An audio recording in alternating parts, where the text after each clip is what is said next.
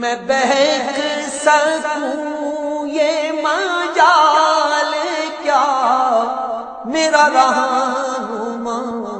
کوئی اور ہے۔ نحمدہ ونصلی علی رسولہ النبی الکریم الامین، اما بعد فاعوذ باللہ السمیع العلیم من الشیطان الرجیم، بسم اللہ الرحمن الرحیم۔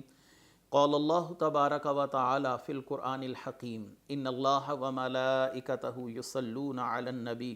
یا ایہا الذین آمنوا صلوا علیہ وسلموا تسلیما۔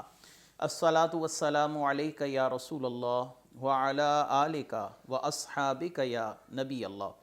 اللہ تعالیٰ کی بے حد و حساب حمد و ثنا حضرت محمد مصطفیٰ صلی اللہ علیہ وسلم اور آپ کے جمیع آل و اصحاب کی بارگاہ ناز میں درود و سلام کے نذرانوں کے بعد،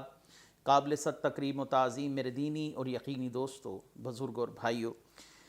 تفسیر اعجاز القرآن کے اگلے درس کے ساتھ حاضر خدمت ہیں، اور آج انشاءاللہ العزیز سورہ الکہف کے تیسرے رکوع کی تفسیر بیان کی جائے گی۔ اس کے ساتھ ساتھ یہ 15ویں پارے کا 15واں رکوع ہوگا، اور اس کے ساتھ ایک بات مزید میں یہاں پر بیان کرتا چلوں، آج انشاءاللہ العزیز ہمارا قرآن کریم جو ہے یہ نصف ہو جائے گا،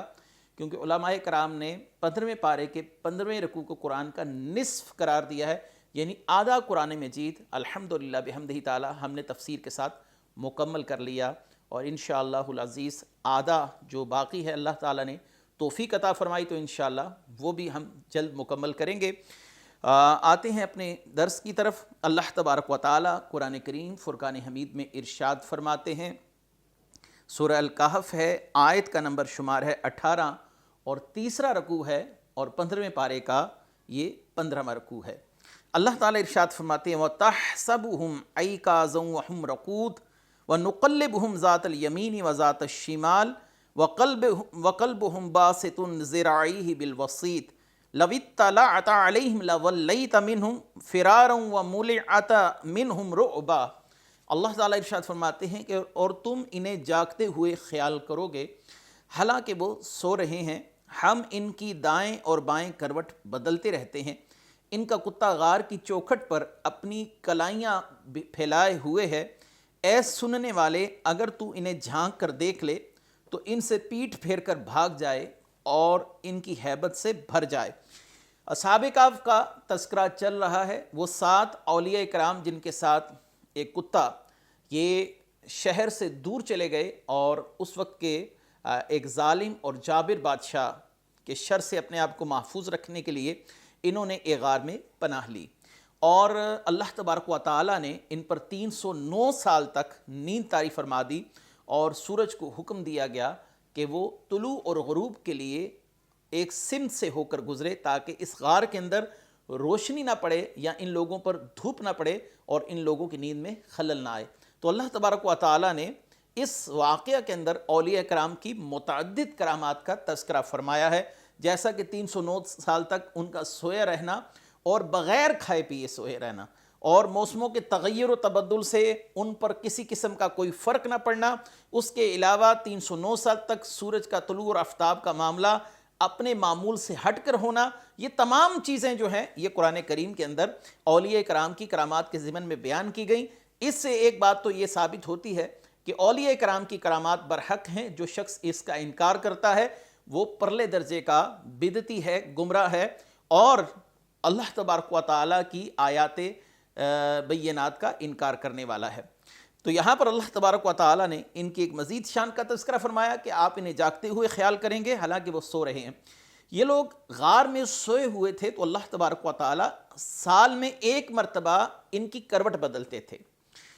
اور یہ کروٹ ماہ محرم کے اندر بدلی جاتی تھی، جیسے کوئی سویا ہوا شخص دائیں کروٹ پر ہے تو بائیں کروٹ پر ہو جائے، اور اگر بائیں کروٹ پر سویا ہوا ہے تو وہ دائیں کروٹ پر لیٹ جائے۔ تو یہاں پر اشارہ دیا جا رہا ہے کہ یہ لوگ سوئے ہوئے تھے تو اللہ تبارک و تعالیٰ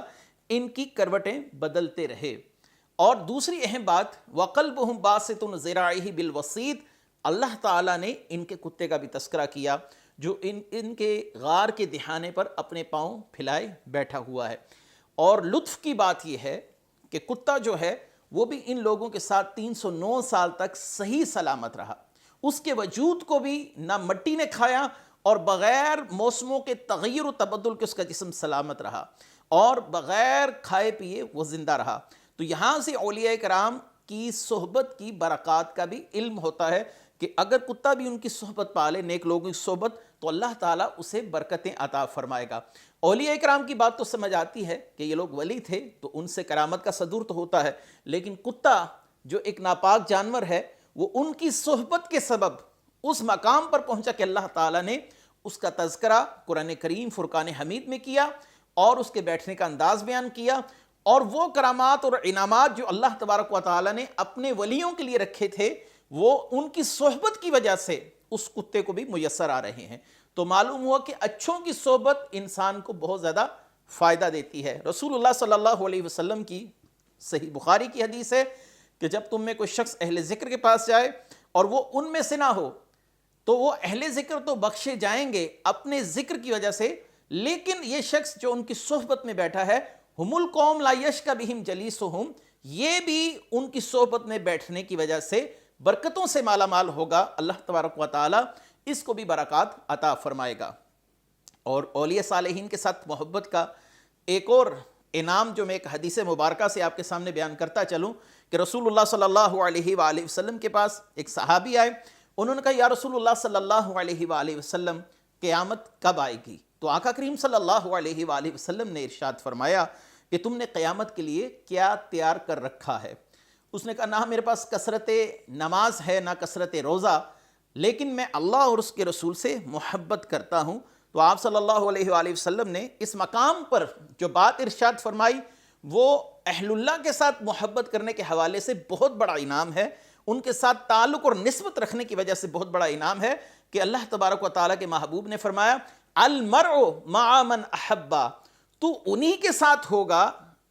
جن سے تو محبت کرتا ہے، اگرچہ تیرے اعمال ان جیسے نہیں، لیکن اللہ تبارک و تعالیٰ تجھے روز محشر ان لوگوں کا قرب خاص نصیب فرمائے گا کہ جو اللہ والے ہیں، صالحین ہیں، ذاکرین ہیں، اگر تم ان سے محبت کرتے ہو تو تمہیں یہ محبت ان لوگوں کے ساتھ کھڑا کر دے گی اگرچہ آپ کے اعمال ان جیسے نہ ہو۔ یہاں پر اس کتے کے حوالے سے گفتگو کی جا رہی جس کا نام قطمیر، مفسرین نے بیان کیا ہے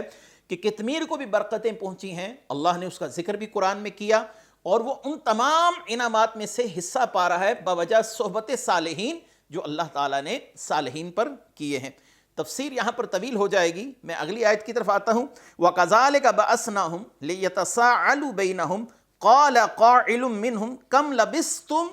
قَالُوا لَبِثْنَا يَوْمًا أَوْ بَعْدَ يَوْمٍ قَالُوا رَبُّكُمْ أَعْلَمُ بِمَا لَبِثْتُمْ فَابْعَثُوا أَحَدَكُمْ بِوَرِقِكُمْ هَٰذِهِ إِلَى الْمَدِينَةِ فَلْيَنظُرْ أَيُّهَا أَزْكَىٰ طَعَامًا فَلْيَأْتِكُمْ بِرِزْقٍ مِّنْهُ وَلَا يَتَلَطَّفْ وَلَا يُشْعِرَنَّ بِكُمْ أَحَدًا إِنَّهُمْ إِن يَظْهَرُوا عَلَيْكُمْ يَرْجُمُوكُمْ أَوْ يُعِيدُكُمْ فِي مِلَّتِهِمْ وَلَن تُفْلِحُوا إِذًا أَبَدًا۔ اور ویسے ہی ہم نے انہیں جگایا تاکہ آپس میں ایک دوسرے سے حالات پوچھیں۔ ان میں سے ایک کہنے والے نے کہا تم یہاں کتنی دیر ٹھہرے؟ چند افراد نے کہا کہ ہم ایک دن رہے ہیں یا ایک دن سے کچھ کم وقت۔ دوسروں نے کہا تمہارا رب خوب جانتا ہے جتنا تم ٹھہرے ہو، تو اپنے میں سے ایک کو یہ چاندی دے کر شہر کی طرف بھیجو تاکہ وہ دیکھے وہاں کون سا زیادہ کھانا عمدہ ہے، پھر تمہارے پاس اسی میں سے کوئی کھانا لے آئے۔ اسے چاہیے کہ نرمی سے کام لے اور ہرگز کسی کو تمہاری اطلاع نہ دے، بے شک اگر انہوں نے تمہیں جان لیا تو تمہیں پتھر ماریں گے یا تمہیں اپنے دین میں پھیر لیں گے، اور اگر ایسا ہوا تو پھر تمہیں کبھی بھی فلاح نہ ملے گی یا تم کبھی فلاح نہ پاؤ گے۔ یہاں پر ان اولیاء صالحین کے واقعے کا تسلسل چل رہا ہے کہ 309 سال تک وہ سوئے رہے، جیسا کہ میں نے پچھلی آیت مبارکہ کے حوالے سے آپ کے سامنے تفسیر بیان کی۔ اب اگلی تفسیر یہ ہے کہ ان میں سے 309 سال سونے کے بعد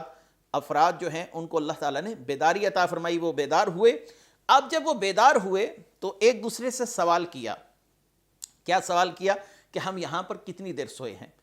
چونکہ یہ وقت دوپہر تھا تو وہ یہ سمجھے کہ شاید ہم چند ساعتیں ہی سوئے ہیں، چند لمحات سوئے ہیں، کیونکہ جب وہ آئے تھے تب بھی دن ہی تھا اور جب بیدار ہوئے ہیں تو تب بھی دن ہے، یعنی آج کے لحاظ سے ان کا خیال یہ تھا ہم چند گھنٹے سوئے ہوں گے، چند ساعتیں، چند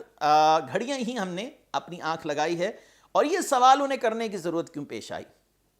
اگر 309 سال وہ سوئے رہے تو اس کا مطلب ہے یہ نہ ان کے بال بڑھے، نہ ان کے بالوں میں سفیدی اتری، نہ ہی ان کے ناخن بڑھے، تمام کی تمام چیزیں صحیح سلامت ہیں اور اسی جگہ پر ہیں، ویسے ہی ہیں جیسے 309 سال پہلے تھے۔ اگر ان چیزوں میں کوئی تغیر و تبدل ہوتا تو وہ یقیناً ایک دوسرے سے سوال کرتے، ایک دوسرے کو پوچھتے کہ ہمارے ناخن، ہمارے بال اتنے بڑے ہو گئے، ہماری عمر کا ایک طویل حصہ گزر گیا، ہمارے بال سفید ہو گئے، تو یقیناً اس کا مطلب یہ ہے کہ ان کے جسموں پر کسی شے کا کوئی اثر نہیں ہوا تھا، نہ ہی مٹی نے ان کے جسموں کو گلایا تھا، نہ ہی ان کی ذاتوں پر وقت گزرنے کے ساتھ ساتھ کسی قسم کا تغیر واقع ہوا تھا۔ تو لہٰذا یہ ان کا سوال کرنا ایک دوسرے سے کہ ہم کتنی دیر سوئے، ہم چند ساعتیں سوئے، ان سوالات سے ثابت ہوا کہ اہل اللہ کے جسموں کو مٹی نہیں کھاتی۔ یہ جو کہا جاتا ہے کہ قبروں میں اولیاء کرام کے جسم سلامت رہتے ہیں، انبیاء علیہم السلام کے جسم سلامت رہتے ہیں، اللہ کے محبوبوں کے جسم سلامت رہتے ہیں، اور بعض کتابوں میں جو کثرت سے درود شریف پڑھے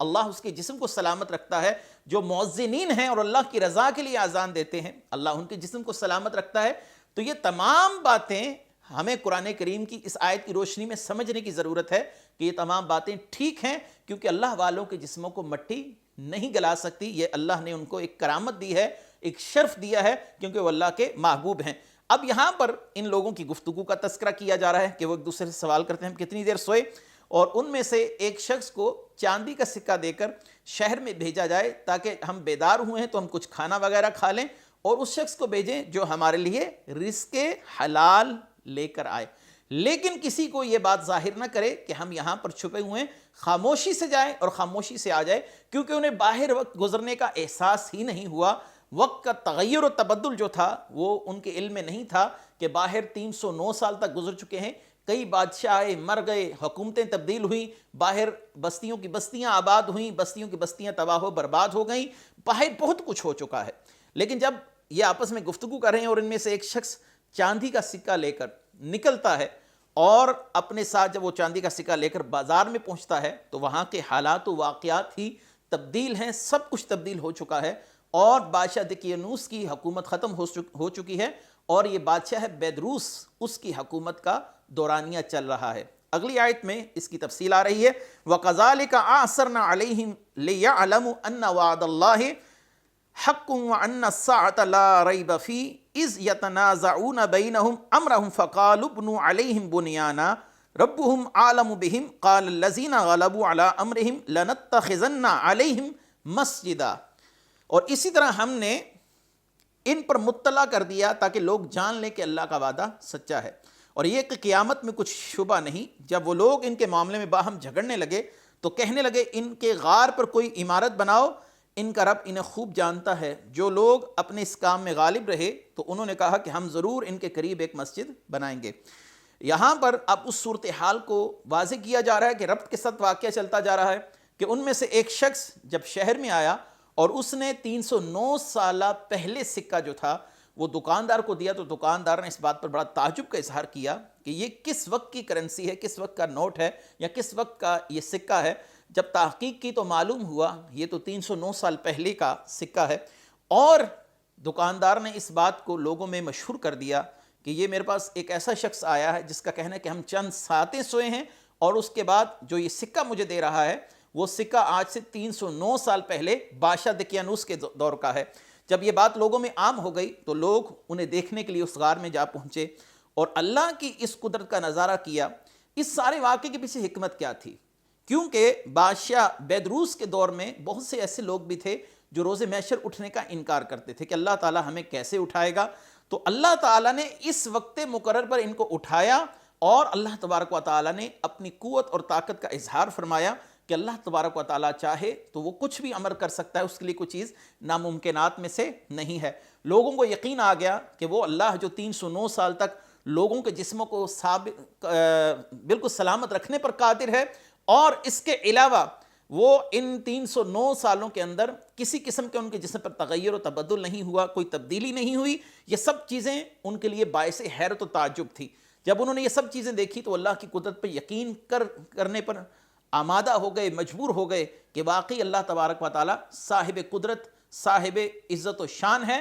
اب یہ ہوا کہ ان لوگوں نے اس جگہ پر مسجد بنانے کا ارادہ کیا کہ ہم اس غار کے پاس ایک مسجد بنائیں تاکہ لوگ وہاں پر نماز ادا کر سکیں۔ قاضی بیضاوی نے یہاں پر ایک اچھی گفتگو کی ہے کہ اس غار کے پاس مسجد بنانے کا مقصد یہ تھا تاکہ ان اولیاء اللہ کے رہنے والی جگہ سے لوگ برکت حاصل کر سکیں اور اس جگہ پر نماز پڑھنا ان کے لیے باعث برکت ہو۔ یاد رکھیے کہ جس جگہ پر اللہ والوں کی نسبت ہو جائے وہاں پر اللہ اللہ کرنا یا عبادت کرنا یا نماز پڑھنا یہ رسول اللہ صلی اللہ علیہ وسلم کی بھی سنت ہے اور صالحین امت کی بھی سنت ہے۔ میں 2 مثالیں دوں گا۔ رسول اللہ صلی اللہ علیہ وسلم جب معراج کی رات جا رہے ہیں، سنن نسائی کی روایت ہے، تو حضرت سیدنا جبریل علیہ السلام نے رسول اللہ صلی اللہ علیہ وسلم کو ایک مقام پر نماز پڑھنے کے لیے روکا اور فرمایا یا رسول اللہ صلی اللہ علیہ وسلم اس جگہ پر نفل نماز پڑھیے 2 رکعت نماز ادا کیجئے۔ آپ نے فرمایا یہ کون سی جگہ ہے؟ تو بتایا گیا یہ بیت اللحم ہے، یہاں پر حضرت عیسیٰ علیہ السلام کی ولادت ہوئی تھی۔ پھر ایک اور مقام پر رسول اللہ صلی اللہ علیہ وسلم کو روکا گیا اور حضرت جبریل علیہ السلام کی طرف سے کہا گیا کہ یہاں پر بھی نماز پڑھیے، یہ مدین ہے، یہاں پر حضرت شعیب علیہ السلام قیام پذیر رہے ہیں۔ تو رسول اللہ صلی اللہ علیہ وسلم کو ایک اور مقام پر پھر روکا گیا اور فرمایا گیا کہ یہ کوہ طور ہے، یہاں پر حضرت موسیٰ علیہ السلام اللہ تبارک و تعالیٰ کے ساتھ ہم کلام ہوتے تھے۔ تو آپ ان تینوں جگہوں میں ایک بات مشترک دیکھ رہے ہیں، وہ یہ کہ جن جن جگہوں کی نسبت اللہ والوں کے ساتھ ہو جائے، یہاں پر کسی اللہ والے کی ولادت ہوئی ہو، کسی اللہ کے محبوب بندے نے رہائش رکھی ہو، کوئی اللہ کا محبوب بندہ کھڑا رہا ہو، اللہ سے ہم کلام ہوا ہو، وہ تمام کی تمام جگہیں اللہ کی محبوب جگہ ہیں، وہاں پر نماز پڑھنا یہ اللہ تبارک و تعالیٰ کی بارگاہ میں پسندیدہ عمل ہے۔ سیدنا اسامہ بن زید رضی اللہ تعالیٰ عنہ رسول اللہ صلی اللہ علیہ وآلہ وسلم کی قبر اقدس کے پاس نماز پڑھا کرتے تھے اور فرمایا کرتے تھے میں رسول اللہ صلی اللہ علیہ وسلم سے محبت کرتا ہوں۔ تو لہٰذا ایسی جگہیں جہاں پر اولیاء اللہ کے مزارات ہوں یا انہوں نے اللہ کی عبادت کی ہو، ایسی جگہوں پر جا کر عبادت کرنا برکت کی نیت سے، یہ قرآن کریم فرقان حمید سے ثابت ہے، اور اس آیت کو بیان کرنے کے بعد اس کی تردید نہیں کی گئی کہ یہ معاملہ غلط تھا یا ان لوگوں نے کسی قسم کی گمراہی کا ارتکاب کیا ہے۔ جب اللہ رسول کی طرف سے کوئی واقعہ بلا نقیر بیان کیا جائے تو اصول اور ضابطہ ہے کہ وہ واقعہ ہمارے لیے بھی حجت ہے۔ یاد رکھیے شرائع سابقہ، پچھلی امتوں کے واقعات جو قرآن بیان کر رہا ہے اور بغیر کسی تردید کے بیان کر رہا ہے، وہ ہماری شریعت میں بھی حجت سمجھے جاتے ہیں۔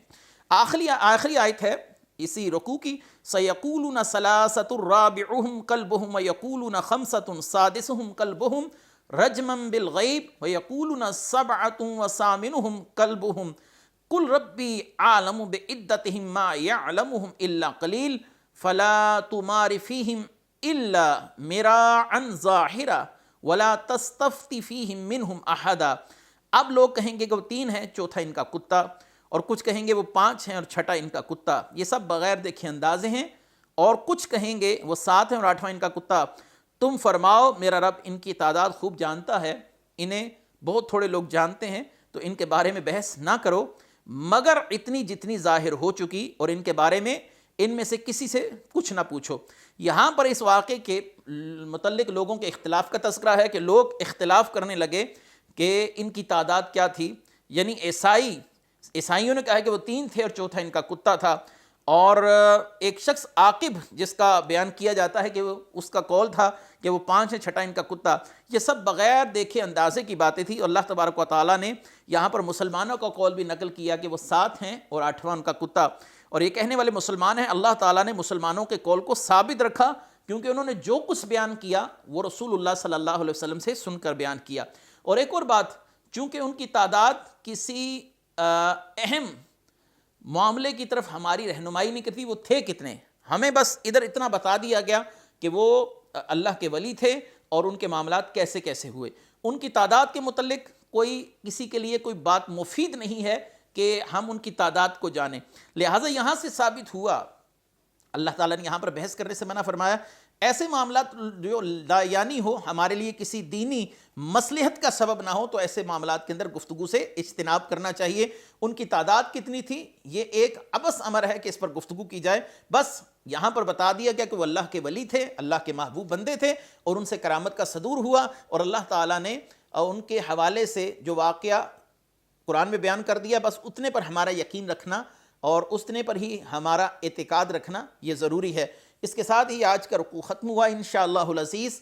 اگلے درس کے ساتھ پھر حاضر خدمت ہوں گے۔ وآخر دعوانا ان الحمد للہ رب العالمین۔ میں بہک سکوں یہ مجال کیا میرا رہنما